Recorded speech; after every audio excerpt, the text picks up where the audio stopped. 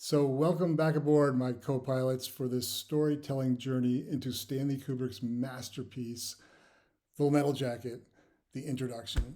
We're going to just delve a little bit more into this amazing creation of fate, starting right here with Gunnery Drill Sergeant Hartman abusing the troops, and mainly Private Pyle, and driving him to madness. So, check this out. Basically, I'll get small again. So assuming you saw part one, here we are, we're in the barracks, and Gunnery Sergeant or Drill Sergeant Hartman has just anointed Matthew Modine's character, Private Joker, to be the new squad leader so he can deal with this guy over here, Private Pyle, and hopefully get him into shape. And sure enough, he starts teaching him the rules of war, how to get over the notorious, rope swing ladder or whatever that thing is called. And Private Pyle starts to have success as a soldier, something he hasn't known up until now. And the success continues. Private Joker even coaches him into going through the basics of the course that he couldn't do earlier.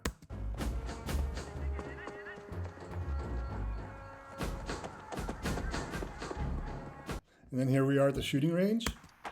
Your rifle, it's only a tool. Classic. With Private Pyle actually being attentive. Permission. Do you maggots understand? Sir, yes, sir. Sir! Sir! Sorry, I got to put in this the wire again so I can hear. So here we are again with Private Joker and Private Pyle, having some success. I love the Marine Corps. 1, 2, 3, 4. There you go. He's becoming a soldier. But unfortunately, the success is short-lived. Pop that blister. I love this. This is the toenail and fingernail inspection. What does Sergeant Hartman find? Uh-oh. Yep, that's right. Private Pyle, is your footlocker unlocked? His footlocker was unlocked. And this is the beginning of the end. And the end of them. Spoiler alert. But, again, creating fate, right, guys? So then, of course, Sergeant Hartman opens the footlocker to inspect it. If there's anything missing. Dumps it on the ground. Nothing there, but... What the fuck is that? OMG. What is that, Private Pyle? Sir, jelly donut, sir! Jelly donut. And everything is going to unravel because of the jelly donut. All because of a jelly donut. And why did you hide a jelly donut in your footlocker, Private Pyle? Sir! Because, of course, he was hungry. And that is a weakness, and weakness is not allowed in the Marines.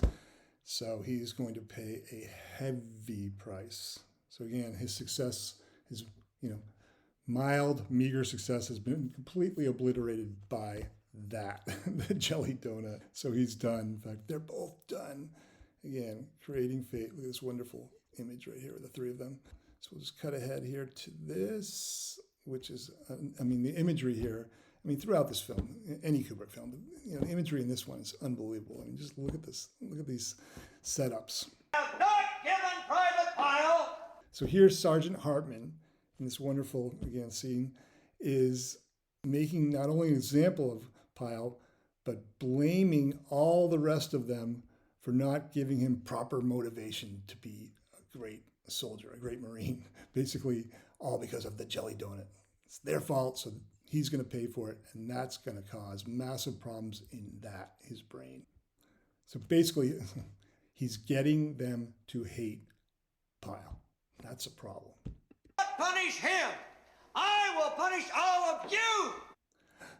And the sentence has been proclaimed. These guys are getting punished for the jelly donut, and that does not make them happy, so of course they're going to react, and that's going to be a problem for him. And that leads to this iconic shot, of course, with him stuffing the jelly donut into Private Pyle's mouth. Again, bringing him down below the lowest denominator. So he is really, really broken. side. 1, 2, 3, 4. I love the Marine Corps. And it just escalates from there. I love Marine Corps. I mean, how humiliating. This is, equally as bad as when he had to suck his thumb earlier and walk behind the troops with his pants down around his ankles. So this drill sergeant's pretty brutal. Of course, he's not prepared to be in war, this gentleman here, Private Pyle, but he is definitely being mentally tortured, and it is not a good thing for anybody involved. But it's the madness of war, And again, that's Kubrick's brilliance here, because he's doing the madness right here at home, South Carolina rather. But he's doing the madness right here at home before they even go to Vietnam. And then there's this amazing little interaction between these two where, it's kind of the last straw for Private Joker, and he's, trying to help Pyle get dressed, but Pyle is a mess. I need help.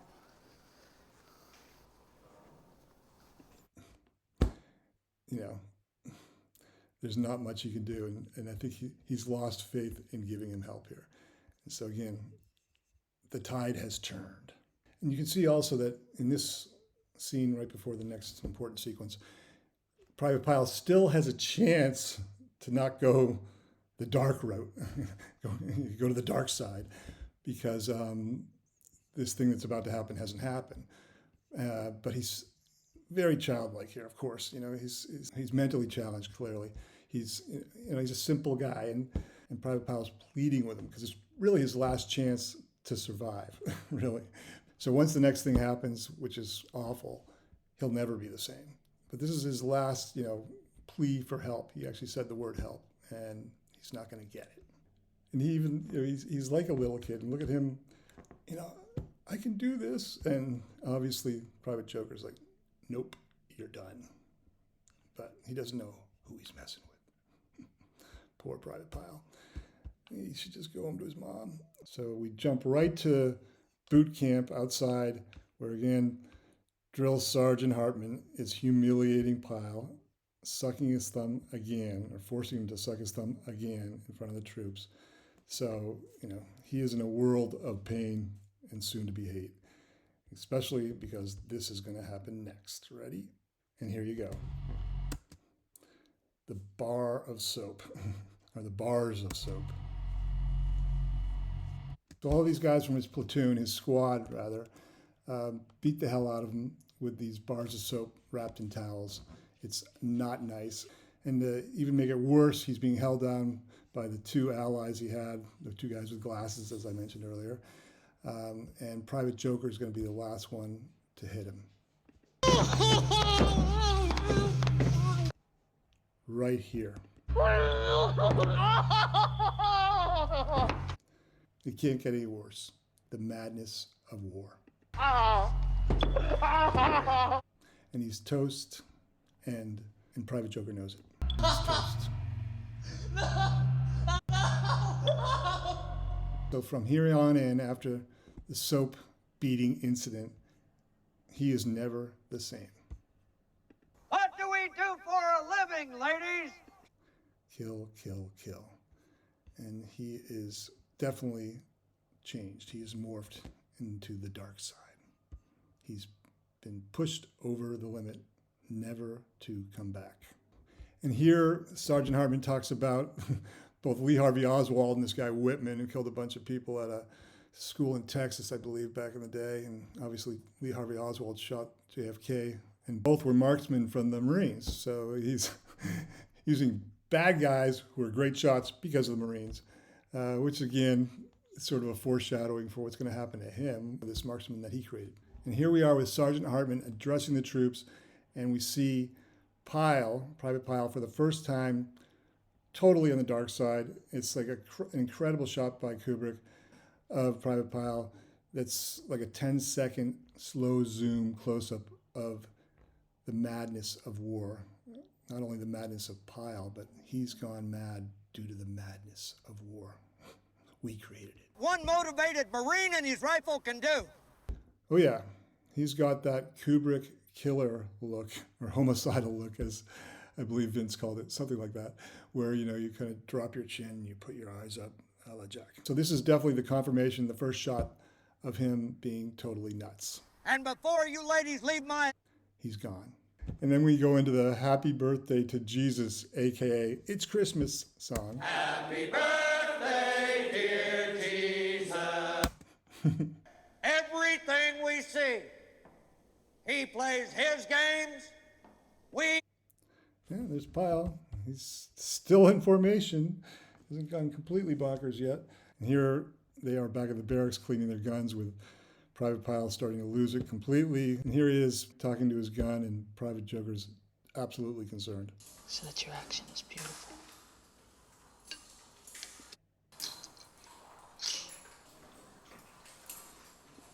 Everything clean.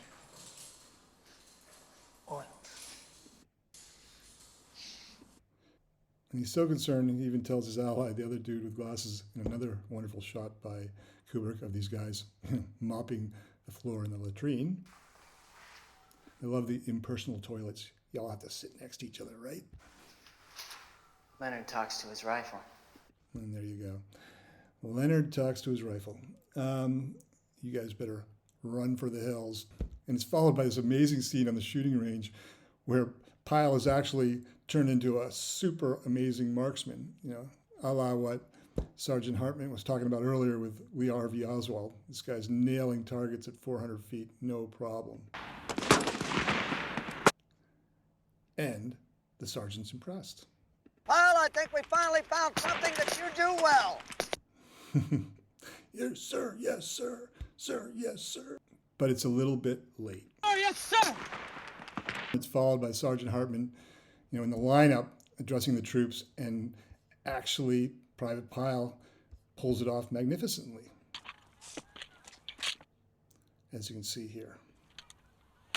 How many counts in that movement you just executed? Sir, 4 counts, sir. What's the idea looking down in the chamber? Not only is he a good marksman, he actually can play the role now of the robot killer soldier. The guarantee that the private is not giving the inspecting officer a look. He knows his stuff. But it's still too late. And just to confirm, so Sergeant Hartman peppers him with some hardcore military questions, and he answers them perfectly. Sir, that is the guarantee that the private is not giving the inspecting officer a loaded weapon, sir. Sir. I don't want no teenage queen. I don't want... Now, again, Private Pyle's playing the part. He's finally there, but he's not. No teenage queen. I just want my M14. I just want my M14. You gotta love the rhyming. And we go into some serious training missions with amazing cinematography, like this. The Marine Corps really killers. does not want robots. The Marine Corps wants killers. And Kubrick visually takes us through the horrors of war, again at home, just to show the madness of what we make these folks do. Today, you people are no longer maggots. And here you go, Private Pyle playing the part. His brain isn't, but he is a soldier now. And this is the first time I think they actually say this name, aside from the song at the very beginning when they're getting their hair cut.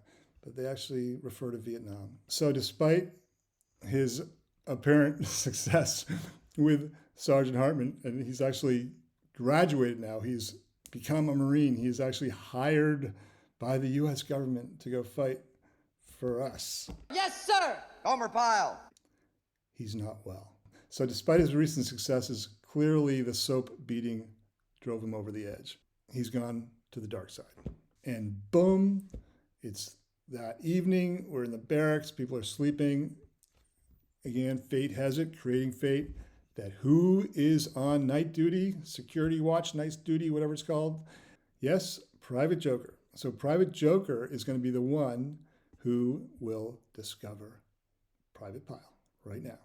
Private Joker enters, can't believe what he sees. Are those live rounds? He's looking at the magazine that, again, Private Pyle is putting into his gun, and that's where we hear the title of the film and see the madness. 6.2mm full metal jacket. Bingo, wowza. Watch out. So he spews his madness. He's in a world of pain, a world of shit. Then he stands up and he locks and loads, gets his rifle ready. Right shoulder! And clearly wakes up the rest of the gang out there, right? It is my life! Including poor Sergeant Hartman. I would go back to bed, Sergeant Hartman, but no. He's going to go in there and freak out when he sees what's happening. And he's not scared at all. Not that he's seen this before, but oh my gosh, one of his own has turned to the dark side. This is fate creation, you guys, creating fate. We now have the three of them. We've been watching for the last 30 minutes, alone in the head, in the latrine, the restroom, with this guy with a loaded weapon. This guy's absolutely terrified, who is responsible in a way for him having a loaded weapon because of the soap incident, and he's responsible because he's driven him mad and made him suck his thumb and eat a jelly donut and all the other horrible things he did to him. So ball game is over. The madness of war has come home. Your feet and step back away from it. And there it is. The madness of war. The Kubrick killer look. Yeah, it doesn't get any worse than this.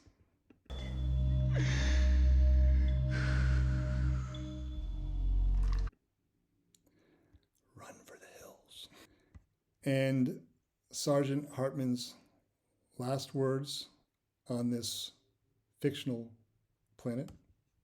Show you enough attention when you were a child! Kaboom.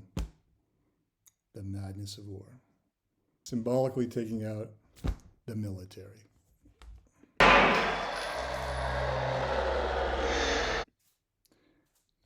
There you go. And then, of course, he takes out himself, which we don't have to see. I will say on a side note, humorous side note, that Vince told us last week up on the big screen there in Oslo, Norway, that when they shot this, they actually had, it was the old-fashioned days before CGI, so they would take like a tube, I guess some sort of tube, some special effects guy or I guess an assistant, and put it on the other side of his cheek and blow spaghetti and tomato sauce or whatever against the wall. So if you slow it down, apparently you could see that. He was laughing because he had his old VHS recorder. He could stop it and see that. And also, like an actor, he's never watched himself again in this role. I think he saw it once, probably the premiere, and that was it. So this really intense introduction before they go off to Vietnam, it wasn't really about Private Pyle. It was about us being really Private Joker, watching this madness happen around him, right? He's the survivor because of fate. Again, he's chosen to be in the bathroom when the sergeant is assassinated or taken out, and Private Pyle kills himself. He's the witness. He's going to have to carry that with him to Vietnam, actually. But he actually is an extension of us. He's the hero. We're kind of looking over his shoulder and witnessing this horror. And really the madness, because he knows deep inside, even though he's a fictional character, that he beat the hell out of his friend here, or former friend, Private Pyle, with some soap bars over the fact that they were paying for a jelly donut, as Sergeant Hartman, I believe, said. You guys are paying for it, so he better eat it, right? And the jelly donut, of all things, actually caused all of this. I mean, I'm so glad, again, it's Kubrick. No one else would have even bothered. But Kubrick, not only does he use a jelly donut, he could have used a slice of pizza, some Cheetos, had, Private Pyle, hiding in the bathroom like earlier, chomping on his Cheetos, and the sergeant hears him. There's all sorts of different things they could have done. The sergeant could have gone in there alone at the end and been shot, right? But you need the third party there. You need that witness, us, to be there, and again, take that load to Vietnam, which also is amazing that Kubrick never mentions it. I think it just comes at that one time that I pointed out, and maybe in the song at the beginning. But that was the whole point. It's about how insane war is even before you get there, right? So why are we doing this? Why the hell are we beating the hell out of poor youngsters before they can grow up, so we can put them over to kill for us? And literally, this guy has sucking his thumb with his ankle, his pants down around his ankles. The fate that Kubrick was able to create in these 30 minutes says volumes. And again, it's about Private, I don't want to say Private Ryan, it's about Private Pile and obviously Private Joker, but Private Joker is us. And it's like, why are we doing this, people? Why do we keep doing this? War is not only hell, it's insane. It doesn't make any sense. And it's about nothing. A jelly donut, right? And that's why they beat the hell out of this guy, right? Because Sergeant Hartman had to put Pyle up on a pedestal, stuff that jelly donut in his mouth, and tell all of his friends that they were going to pay for his jelly donut. And that's why they beat the hell out of him with the soap later on and drove him over the edge. That was it. He had no more allies. He had nobody. He was challenged to begin with, and now he was all alone, except for Charlene, his gun, which he, of course, would activate. And the irony, of course, is, like I said earlier also, is that Sergeant Hartman finally got his lean, mean fighting machine who could shoot really well and be a great soldier, but he was already gone. And that's what Kubrick, I'm pretty sure, is trying to show here, is that it doesn't even have to be in Vietnam or Germany or Japan or wherever we fight all our wars. It starts at home, and it's completely unnecessary. It's just a jelly donut. So now that we're done here, if you just look back at what happened to Private Pyle, aka Leonard, Kubrick takes us on a wild ride. I mean, he just jabs and pokes him through Sergeant Hartman, of course, whether it being the very first time when he chokes him, or he slaps him from the left and the right, torches him on that ropes course, jungle gym thing, chasing him down the dirt roads afterwards, screaming in his ear. Then he even gives him a little reprieve, lets Private Joker be his own drill sergeant for a little while, or in charge of him anyway. And he seems to actually start to make it a little bit until the jelly donut happens. When the jelly donut happens, he's devastated. He's history. So even though he now has nobody, no allies, nobody to talk to, and he suffers the continued abuse of Sergeant Hartman, he actually miraculously turns into that lean, mean fighting machine and graduates. That's, again, the marvel of Kubrick. And Sergeant Hartman doesn't realize that he's damaged him so far, so badly, that they are both doomed. And again, it's pointing back at us. Why do we do this? Why do we let Sergeant Hartman become this person who does this to all these people, this performer? And, why does this poor kid named Leonard, who would have been fine, going fishing, have to be dragged through all this and then end up killing somebody? It's madness. It's, all over a jelly donut, right? AKA nothing. And that's war, folks. So thank you, Stanley, for entertainment that matters. And I hope you guys join me again as my co-pilot for the next film I'm going to look at for some great storytelling, creating fate, and mining for gold. See ya.